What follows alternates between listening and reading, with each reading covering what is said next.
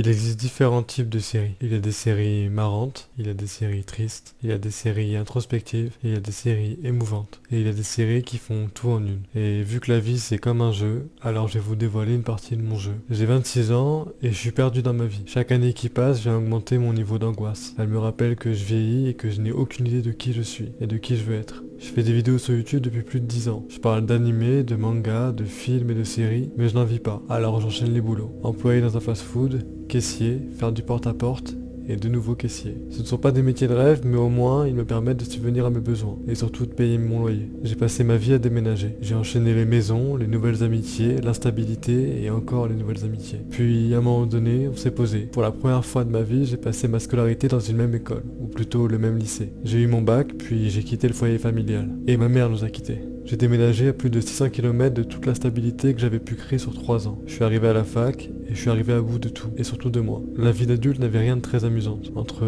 les grèves, le Covid, le décès et la dépression, c'était un 4 à la suite sur lequel je n'aurais jamais voulu avoir les réponses. Et pourtant, je n'avais pas le choix. Je n'ai jamais eu le choix, ou plutôt, je n'ai jamais aimé faire des choix. Alors j'ai laissé les autres les faire pour moi. J'étais celui qui était censé faire des grandes études, mais je n'ai jamais su ce que je voulais faire, alors j'ai eu un bac qui n'a eu aucun impact dans ma vie. J'étais celui qui était passionné par le sport et qui rêvait d'en pratiquer même en loisir. Mais vu que je suis handicapé, on me disait concentre-toi sur les études. Si tu fais du sport, tu seras sur le banc où les gens vont se moquer de toi.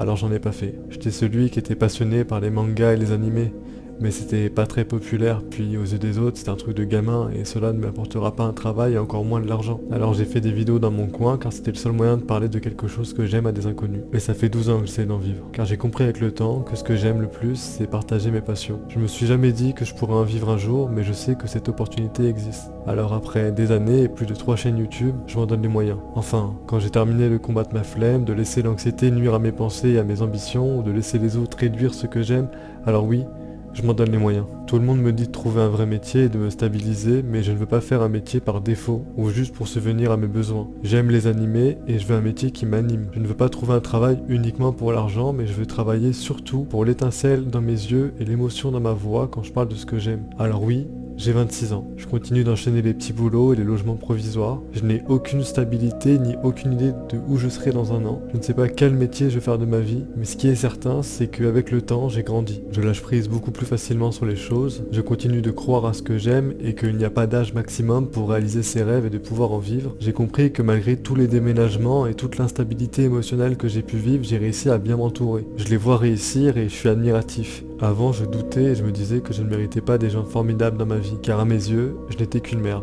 Puis j'ai commencé à m'aimer, à m'accepter et à voir en moi des qualités. Je suis gentil, drôle, bienveillant et à l'écoute. Pour beaucoup, ce sont des qualités, mais à mes yeux, ce sont juste mes normes. J'ai compris que des gens tenaient à moi et croyaient en moi. Tout ça, c'était bizarre à vivre, mais pas forcément désagréable. Et il y a vous, qui m'écoutez me raconter. Votre rôle à travers les années était extrêmement important. J'ai fait plusieurs chaînes YouTube, des centaines de vidéos à travers les années. Il y a eu des milliers de vues et de commentaires. Tout cela a fait briller cette étincelle dans mes yeux à travers les années et continue de la faire briller encore. Et j'espère qu'avec le temps, cette étincelle deviendra un feu incandescent qui continuera de briller éternellement. Pour cela, vous avez qu'une chose à faire et quoi qu'il arrive, je vous remercie sincèrement pour tout. Bref, j'ai 26 ans et je me cherche encore.